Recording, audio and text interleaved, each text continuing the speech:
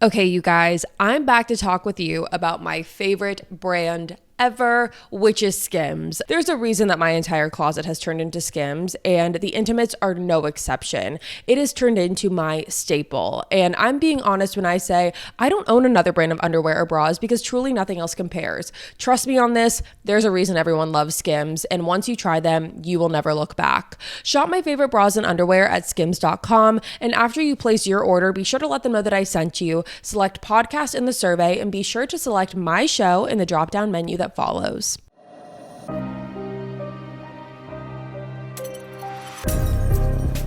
Hello everyone, what is up? Welcome back to another episode of Killer Instinct, you guys. Thank you so much for joining me here today. If you're new here, hi, my name is Savannah and I am your host of Killer Instinct. And before we get started, make sure you go ahead and hit that subscribe button. That way you never miss an episode. We post weekly here on the podcast every single Wednesday. You are not going to want to miss it. And we also upload the video version onto our YouTube channel on Wednesdays as well. So make sure you are subscribed. And if you're looking for more exclusive Killer Instinct content, you can always find that over on our Patreon. We post an additional 3 exclusive episodes a month, and we also end the month with an exclusive live stream as well. So all the information and details on that can always be found in the description box below. But with that being said, let's talk about why we are here today.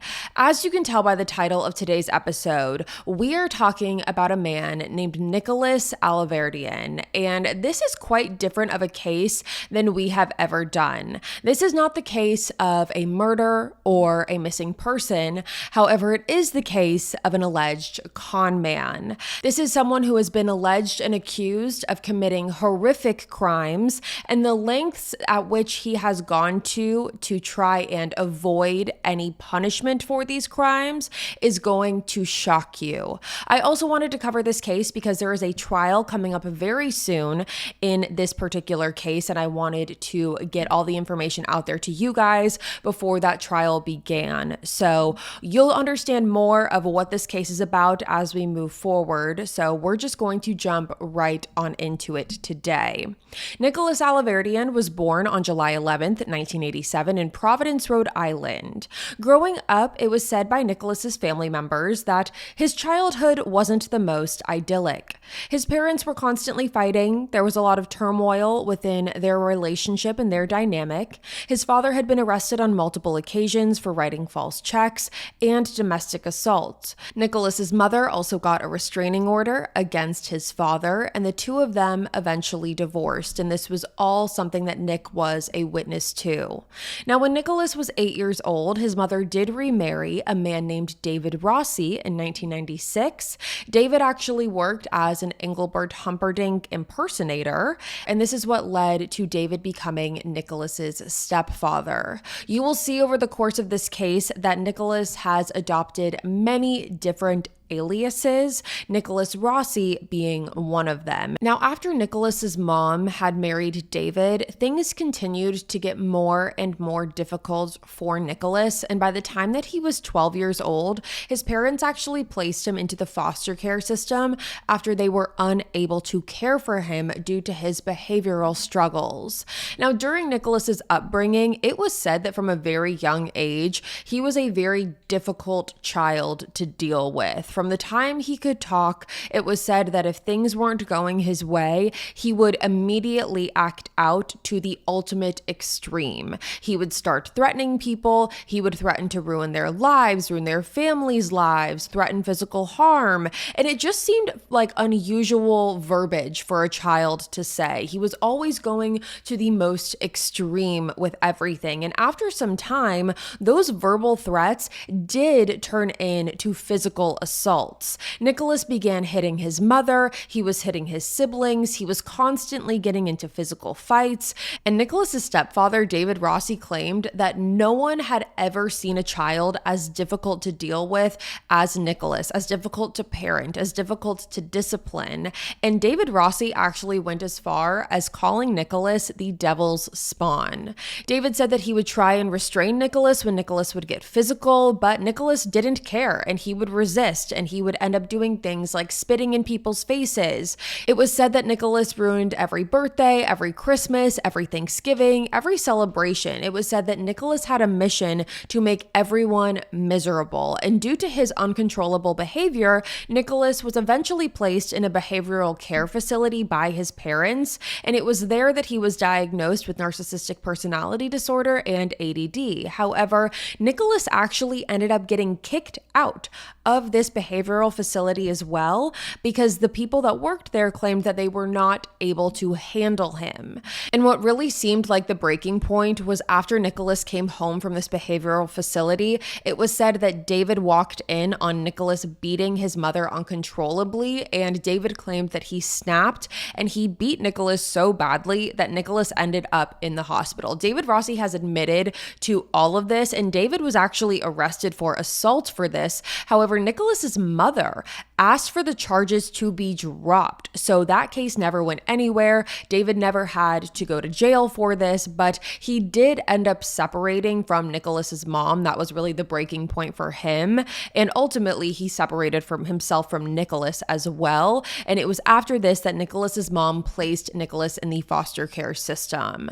And according to Nicholas, he claimed that his time in the foster care system was absolutely horrible.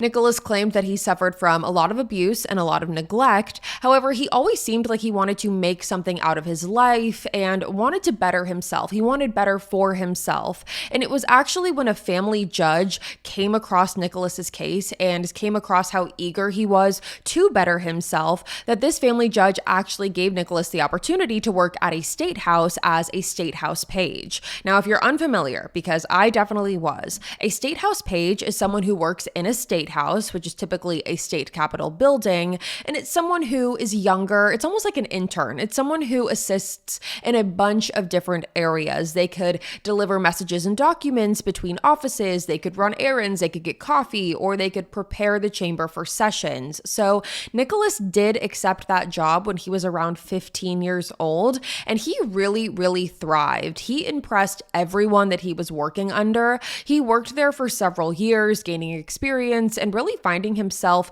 and his voice. And as he got older, he really became this advocate for kids in the foster care system, and he used his own experiences to strengthen his arguments as to why change within the foster care system was necessary. He blamed the DCYF, which in Rhode Island is the Department of Children, Youth, and Families, and claimed that he himself had been subjected to torture and horrific abuse, and that no one in the DCYF ever helped him in that. And he actually ended up suing the DCYF in 2011, and there is a sealed settlement made between them.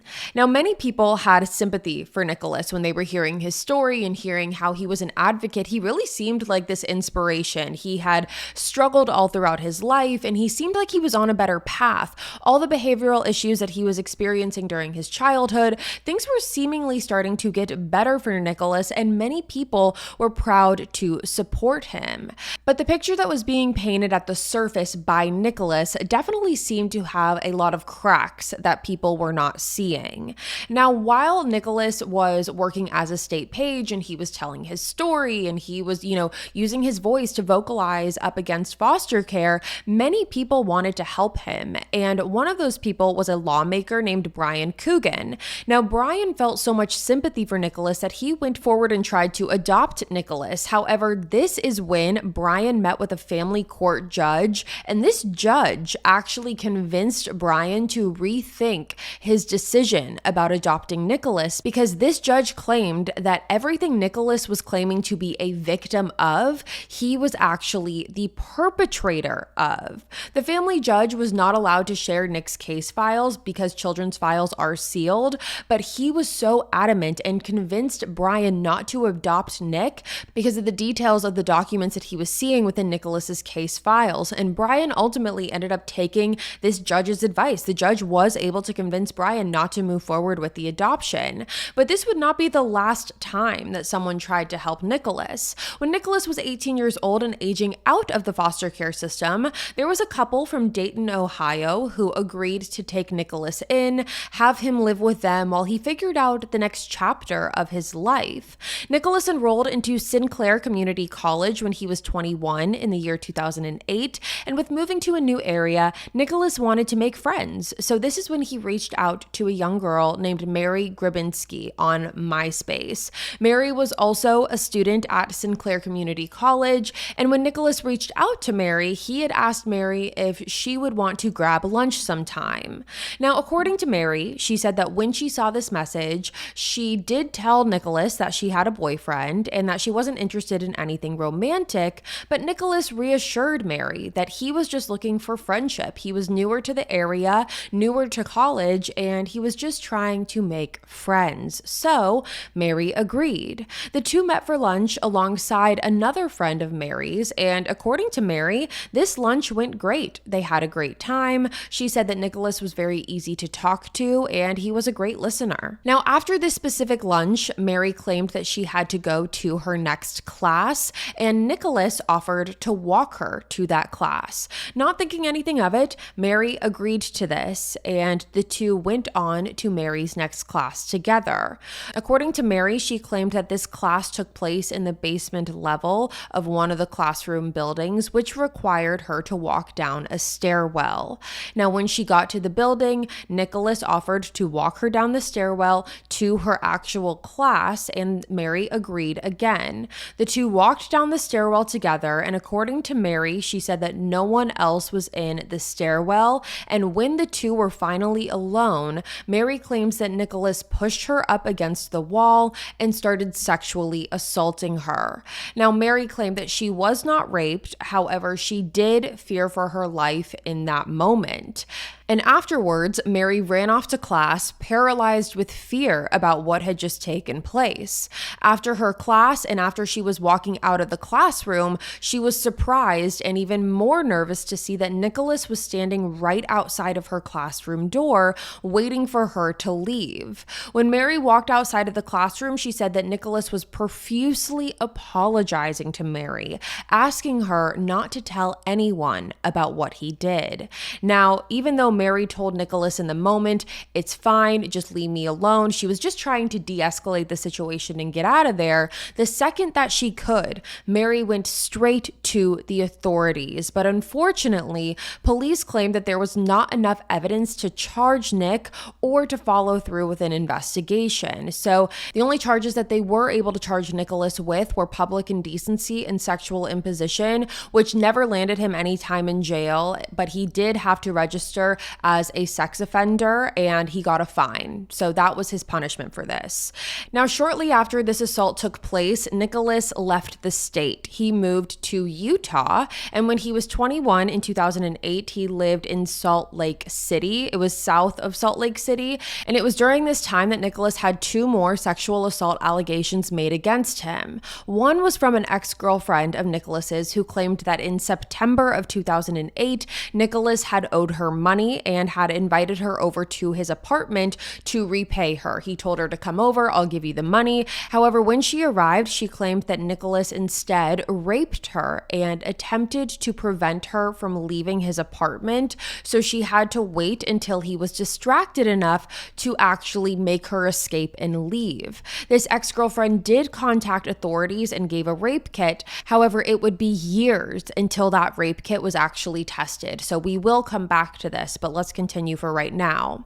Now, after this assault, Nicholas did move back to Rhode Island. He was able to get a job as a server at a steakhouse, all while still trying to be an advocate for the foster care system. He wasn't working directly within the legal system anymore. However, he was working just as an advocate to try and get his story out there. And even more so, Nicholas got married. Nicholas married his first wife on November 5th of 2010, and his wife divorced him just several months later in May of 2011. Now, according to his ex-wife, there was domestic violence within the relationship at the hands of Nicholas, and after the divorce, this ex-wife did get a restraining order against Nicholas as well.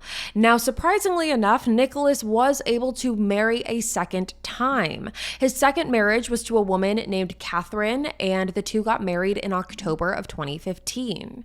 Catherine said that her and Nicholas met at a church singles event and that he presented himself as a church-going, nice guy that she quickly fell in love with. However, she always felt like there was something a little off about the relationship and about Nicholas that she couldn't quite put her finger on. About 2 months into their relationship was when Nicholas asked Catherine to marry him, and while Catherine did think that it was too soon, she also felt like she always wanted to be a wife, she always wanted to be a mother and start a family, so she said yes. The two got married in October of 2015. However, according to Catherine, the very next day after they got married is when Nicholas assaulted her for the first time, and over the weeks and months after that, his behavior only escalated. Okay, you guys, I'm back to talk with you about my favorite brand ever, which is Skims. This truly is a pinch me moment every time I get to talk to you about Skims, because if you know me, you know that I am always wearing Skims. And if you also know me, you know that I prioritize comfort over most things in my life. And that goes for everything, all the way down to the intimates that I put on every single day. And luckily for me and for you, Skims always knows what they're doing. But are we surprised? Because I am not. For so long, I felt like I was finding myself in a rut with my clothes wearing me and not me wearing my clothes, which is how it should be, even down to the bras and underwear that I was wearing. What I love about Skims is how every product melts onto your body, and now every morning that I put on my Skims bra and underwear, I am more comfortable and confident knowing that I'm wearing these pieces and not the other way around. I love how Skims has a one-stop shop for everything, whether that be my clothes, my pajamas, my bra and underwear. And if you guys noticed with other intimates brands that the products are either wildly uncomfortable or incredibly impractical, whether that be a wire, it's unflattering, something is poking out in places that it definitely should be, but that's not the case with Skims. My go-to for years has been their Fits Everybody dipped front thong. This is the most comfortable article of clothing that I've ever put on my body, you guys, ever, hands down. And when I pair it with a bra like the Fits Everybody push-up bra, it's game over. There's a reason that my entire closet has turned into Skims, and the intimates are no exception. It has turned into my staple. And I'm being honest when I say I don't own another brand of underwear or bras because truly nothing else compares. Trust me on this, there's a reason everyone loves Skims, and once you try them, you will never look back. Shop my favorite bras and underwear at skims.com, and after you place your order, be sure to let them know that I sent you, select podcast in the survey, and be sure to select my show in the drop-down menu that follows. Catherine said that there were multiple times that the police were called over Nicholas's domestic violence, and that is when Catherine learned the reality of who she actually married. It was within all of these police visits that she learned that Nicholas was a registered sex offender, and that the police told her that they were worried about Catherine's well-being. The police were the ones that actually told Catherine that they were afraid for her. They were afraid for her life. There was one specific officer that told Catherine that he was always worried when he drove by their house that Catherine was either going to be chained up in the basement or dead because of how violent and volatile Nicholas was. Sometimes after fights that the two of them would be in, Nicholas would lock Catherine in the bathroom of their home for an extended period of time. Catherine said that the longest time that she was locked in the bathroom was for 2 days. Catherine claimed that Nicholas also raped her when she refused his sexual advances, and 5 months after they got married, Catherine filed for divorce, which was finalized in 2017.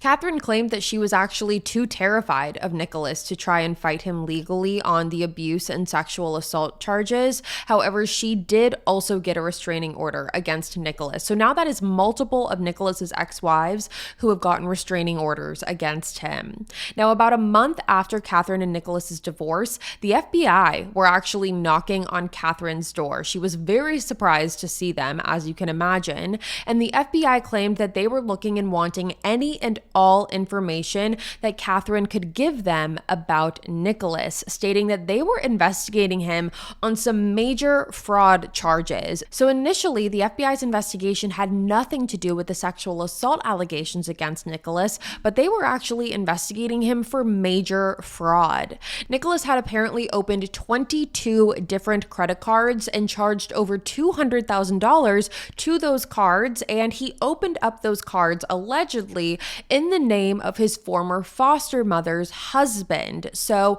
police were in the middle of a major fraud investigation, and Nicholas was at the center of it, and police were trying to gather as much information about him as they possibly could. And during their investigation, what police learned was that after Nicholas's divorce from Catherine, Nicholas moved back to Providence, Rhode Island, and he was living with a friend in Providence, Rhode Island. However, this friend also applied for a restraining order against Nicholas after this friend had accused Nicholas of refusing to move out and also cashing checks that originally belonged to this friend. So Nicholas was trying to cash his friend's checks, and he was also squatting in the place that he was living at. So ultimately, after this friend tried to file for a restraining order, Nicholas did move. Now, while the FBI was in the midst of their fraud investigation, in 2017, investigators in Utah began taking a look at some cold sexual assault cases. Now, in doing this is when they tested the rape kit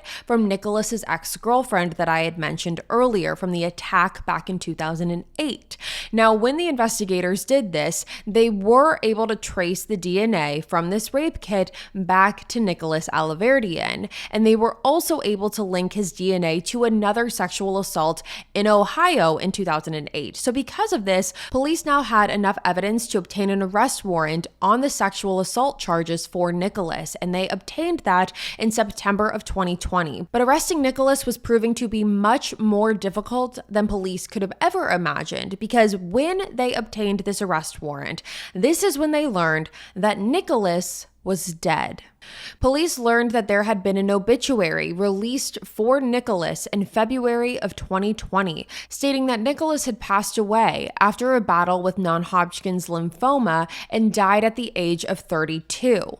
Now, the obituary was released to multiple media organizations claiming that Nicholas had been battling this illness for months. His obituary was released as well as families' testimonies, and everyone appeared to be shocked and saddened by this. Rhode Island legislators were paying their respects in their meeting that shortly followed Nicholas's death. They would start their meetings off with, "We want to pay our respects and take a moment of silence for Nicholas Alahverdian's passing." Everyone was talking about this. This was a very public thing, especially in Rhode Island. Again, for these state legislators, those meetings were starting off with, "We are saddened to hear of the passing of Nicholas Alahverdian." There was a priest named Father Healy at the Our Lady of Mercy Catholic Church that had been contacted by a woman named Louise, who had claimed that she was now Nicholas's widow. So apparently, Nicholas had gotten married again, and Louise had reached out to Father Healy, asking if Nicholas's funeral could be hosted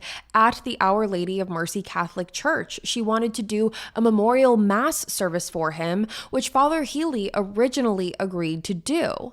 Now, as shocking as this seemed, as shocking and saddening as this death was, police were not so convinced. Police were not convinced at all, actually, that Nicholas was actually dead. They believed that it was very coincidental that as the walls now seemed to be closing in on Nicholas from multiple different angles, you had the federal fraud charges, you had the laundry list of sexual assault claims that were stacking up against him and the arrest warrants that were being put out.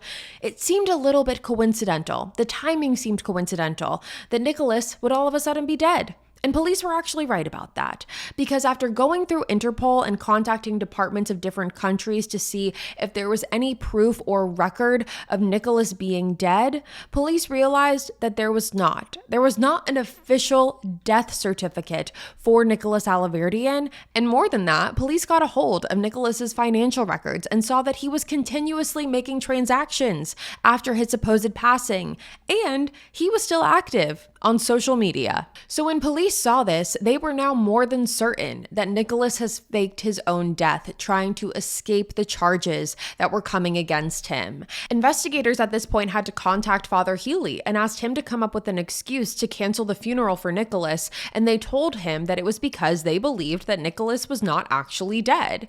Now, as you can imagine, this was a very shocking thing for Father Healy to hear. However, of course, he went ahead and canceled the funeral, which he claimed was something that was not well received by Nicholas's supposed widow, Louise. She began calling around to other churches in the area to try and hold this funeral. However, police got ahead of that, and they actually called all the churches in the area and filled them in on the situation, asking them to not agree to hold a funeral for Nicholas. But Louise did not stop there. She actually went ahead and started contacting the Rhode Island State Police from Nicholas's email account, asking for Nicholas to be taken off the Rhode Island's most wanted list because he was up there. His picture was up there. It was all out there for the public to see, and Louise was reaching out via Nicholas's email address to ask for that to be taken down because Nicholas was now dead. Police said that it was without a doubt in their mind that Nicholas was the one that was sending these emails. The verbiage, the vocabulary that he was using, everything was Nicholas, except the signature at the bottom of the email, which was Louise.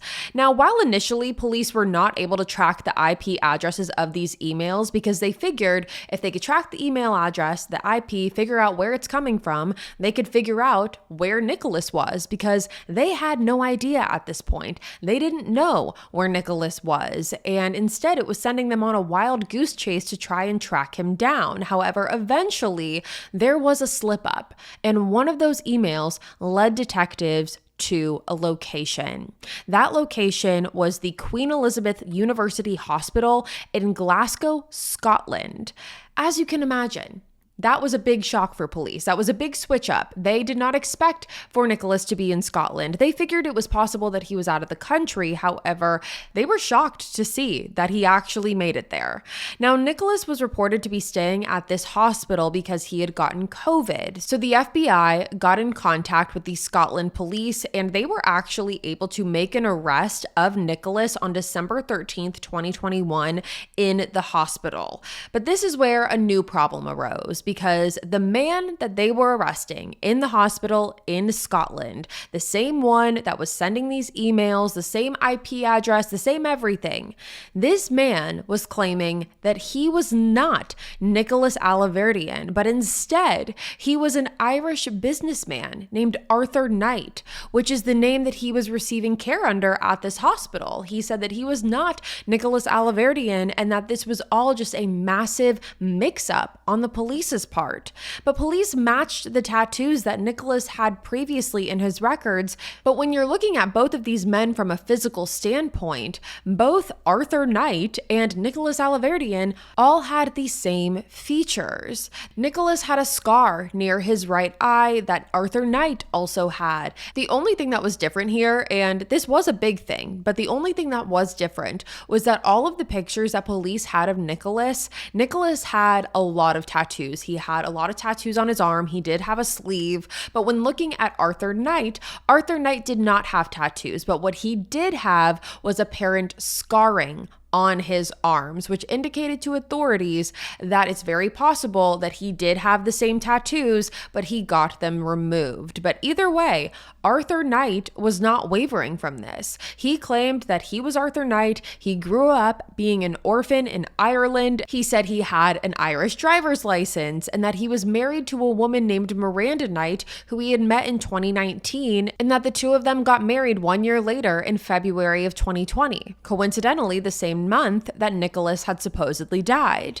But police were not buying it. They still arrested him and they charged Arthur Knight as they would Nicholas Alahverdian. And in his first hearing, which was on December 23rd of 2021, Arthur participated via a Zoom link from the hospital. Now, the purpose of these hearings was to see if Arthur was going to be extradited back to the United States, because again, he was in Scotland at the time. Now, on this Zoom call, Arthur was on oxygen, he was in a wheelchair, he was seemingly very weak. Again, he was claiming that he suffered from COVID. So because of that, there were people who did feel sympathy for this man. They thought that this was a very sick man, someone who was very weak, and that this was all the police's fault. The police had messed up, the police were targeting this man, and they were blaming him for something that he did not do. Now, there were also people who did not believe Arthur at all, and they thought that the only reason that Arthur was in the wheelchair and on oxygen was to gain sympathy, and that this was nothing more than a manipulative tactic by a man who was really Nicholas Alahverdian. Now, if you're thinking that there's a very easy fix to all this, which is fingerprint DNA, to compare Arthur's fingerprints to Nicholas's fingerprints and see if they're a match, police thought of that too, and that hearing was scheduled for July 7th, 2022. That hearing was set to confirm the identity of whether Arthur was actually Arthur or whether Arthur was actually Nicholas. However, when police arrived at Arthur's home to obtain the fingerprints, he had refused to voluntarily provide them. The sheriff also ordered Arthur to bring some sort of identification to this hearing, whether that be a birth certificate, a passport, anything of the sort, any legal document that had Arthur's name on it. However, instead, on July 7th, when this hearing was scheduled, Arthur had actually checked himself into the hospital. Arthur admitted himself into the hospital just days prior to July 7th for what he claimed were COVID complications, which would not allow him, in his mind, he thought the plan was, if he admitted himself to the hospital, he couldn't be there for the hearing on July 7th, hence prolonging everything. Now, on July 6th, Arthur was actually detained again after the hospital staff in Glasgow accused him of threatening the hospital staff. The hospital staff had apparently told Arthur that they were going to release him. He was going to be discharged on July 6th, the day before his hearing. However, when Arthur heard this, he got very upset. He got very mad. He did not want to be discharged, and the hospital staff actually claimed that Arthur jumped out of his bed and ran towards them and got very close to their faces, screaming at them that he could not be discharged from the hospital. Now, again, this is very shocking from a man who has been claiming that he's in a wheelchair, he can't get up, he can't stand, he's very weak. Now he's running at hospital staff. Now, when this story hit the media, when the story of Nicholas Alahverdian, Arthur Knight, when it hit the media, everyone was talking about it. There was actually a journalist who had connected with Arthur and Miranda, and she was invited over for dinner with them. It seemed like this journalist definitely presented herself as someone who was a sympathizer for Arthur's situation, someone who had empathy for him and what he was going through. So the journalist was invited over. She said that she was warmly welcomed by the two of them, and after several hours of conversation and dinner, she had asked Arthur to roll up his sleeves to see if he had any tattoos or any scarring like Nicholas had. However, she claimed that this is when Arthur lifted up his left forearm, the sleeve of his left forearm, and this journalist said that there was no tattoos whatsoever, and there was no sign of scarring in sight, which made her believe that maybe it was true. Maybe this wasn't Nicholas Alahverdian. Now, Miranda, Arthur's wife, stuck by Arthur's side through all of this, saying that Arthur was not Nicholas Alahverdian, or that she would know if he was lying or if she was married to a rapist. But even though Arthur Knight was presenting himself to be this sick man in a wheelchair, he was definitely not holding back when it pertained to the investigators that were trying to get him extradited back to the United States and charge him with the sexual assault charges in Utah. The lead detective on this case was a man named David Levitt, and according to David, he said that during the time that he was trying to get Arthur/Nicholas extradited back to the United States, Arthur made multiple attacks towards David Levitt, saying that David Levitt was the head of a criminal cult, that he was running a human trafficking ring, and he also accused David Levitt of being a cannibal. And all of this was posted by Arthur on his website. He was absolutely defaming David Levitt because, again, he felt like the walls were closing in and he wasn't getting his way. But then, finally, in November of 2022, Arthur was finally forced to take the stand in his extradition identity hearing. Now, while he was on the stand, Arthur was asked to roll up his sleeves all the way, showing his entire arms, not just his forearms, which was what he had been doing up until that point. Now, when he did this, when he rolled up his sleeves entirely, everyone was shocked to see that Arthur and Nicholas had identical tattoos on his upper arms. But what was even crazier than this? What was crazier than the fact that Arthur had been denying time and time again that he did not have tattoos, all of a sudden to roll up his entire sleeve and acknowledge the tattoos, was he was now saying that the reason that he had the tattoos and the argument for why he had the tattoos was because he claimed that while he was in the hospital with COVID, he was in a coma for 18 days. During that time, he argued that he believes the hospital staff must have tattooed him without his consent to make it appear as if he was Nicholas Alahverdian, which, as you can imagine, no one was believing. No one was believing that the hospital staff and police were going out of their way to tattoo Arthur Knight without his consent just to prove a point that he was Nicholas. No one was believing this. No one was buying this. And finally, Arthur was forced to give over his fingerprints during this hearing in November of 2022. And after that happened, those fingerprints came back as a positive match to Nicholas Alahverdian. So now they had the DNA. It wasn't just the tattoos or the physical markings. It was DNA. And DNA does not lie. But again, Arthur claimed that the fingerprints had to be taken and had to have been manipulated, and that they had to have been somehow switched, and that the hospital staff or law enforcement must have illegally gotten his fingerprints while he was unconscious and used them to falsely identify him. But just like the tattoos, no one was buying it. The judge was not buying any of it. And the judge finally decided that they had enough evidence to prove that Arthur Knight was in fact Nicholas Alahverdian. But even so, Arthur Knight continued to appeal the decision, but in December of 2023, he lost his last appeal and was sent back to the United States. Nicholas was then booked on January 5th, 2024 in Salt Lake City, Utah's county jail, and he had his bail hearing on October 16th of 2024, so less than a year ago. And in that hearing, he did take the stand, and shockingly, after years of denial, even up until the very last second, on the stand, he admitted that he, in fact, was Nicholas Alahverdian. He finally confessed to faking his death and faking his identity. After years of claiming that he was Arthur Knight, now he was claiming that he lied the whole time.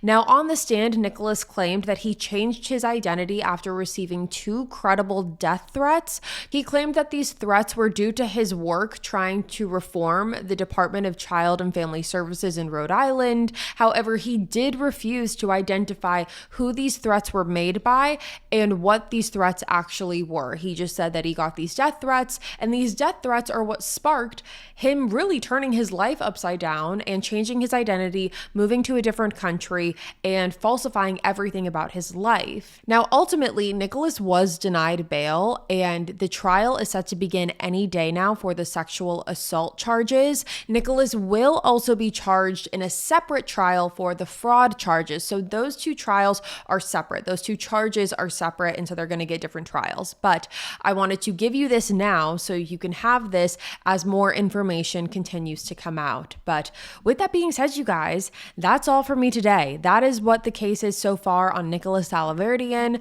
And I'm so curious to hear your thoughts below on this case. So make sure you let me know. But with that being said, you guys, it's going to be all for me today. Thank you so much for tuning in to another episode of Killer Instinct. Again, if you're new here, hi, my name is Savannah and I'm your host of Killer Instinct.